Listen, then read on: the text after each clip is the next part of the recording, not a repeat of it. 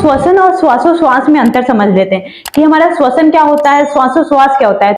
तो देखिए, अब श्वसन तथा श्वासोश्वास में अंतर क्या है। एक साइड हमारा क्या है, श्वसन है, एक साइड श्वासोश्वास। डाल लो कॉपी में, एक साइड श्वसन, दूसरे साइड श्वासोश्वास। तो सबसे पहला पॉइंट हम समझेंगे कि श्वसन में, तो श्वसन में सबसे पहला पॉइंट क्या है, यह एक रासायनिक क्रिया है।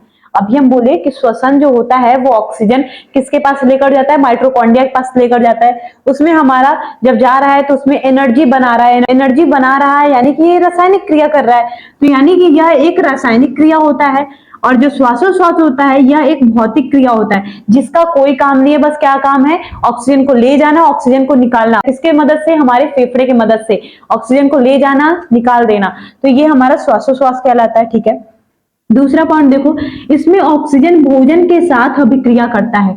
इसमें क्या होता है, ऑक्सीजन जाता है माइटोकॉन्ड्रिया से वो ऊर्जा को लेकर वो हमारे पूरे भोजन में मिला देता है, एनर्जी हमारे पूरे बॉडी में पहुंचा देता है। तो ये हमारा क्या कहलाता है, श्वसन कहलाता है। तो इसमें देखो, इसमें केवल गैसों का आदान प्रदान होता है। अभी हम बोले कि ऑक्सीजन को लेना और ऑक्सीजन का बाहर निकालना, ये हमारा क्या कहलाता है, श्वासोश्वास।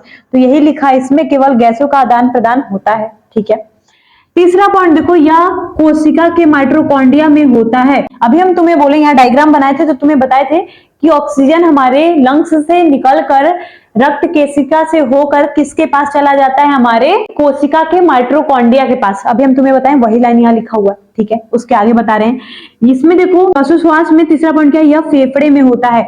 अभी हम बोले कि जो हमारा श्वासोश्वास होता है वो फेफड़े के द्वारा ही ऑक्सीजन का लेना और बाहर निकालना करते हैं।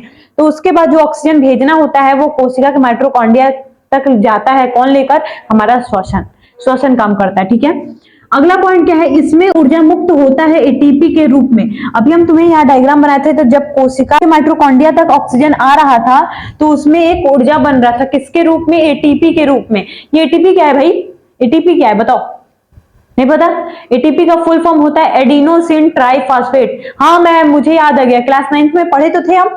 तो ठीक है, एटीपी का फुल नेम होता है एडिनोसिन ट्राइफॉस्फेट। तो ये हमारे किस में आते हैं, श्वसन में आते हैं। तो श्वासोश्वास का लास्ट पॉइंट क्या है, इसमें कोई ऊर्जा मुक्त नहीं होता, इसमें कोई भी ऊर्जा नहीं बनता है, सिर्फ गैसों का आदान प्रदान करता है। तो यही हमारा क्या कहलाता है, श्वासोश्वास।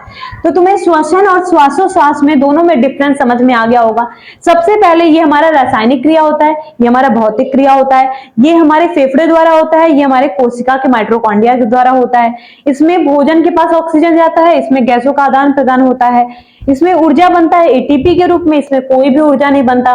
तो ये हमारा श्वसन और श्वासोश्वास में तुम्हें अंतर समझ में आ गया होगा। तो यहाँ तक अगर आपको समझ में आ गया है तो वीडियो को लाइक कर दीजिए और इस वीडियो को और बच्चों तक शेयर करिए ताकि वो भी अच्छी तरीके से पढ़ सके।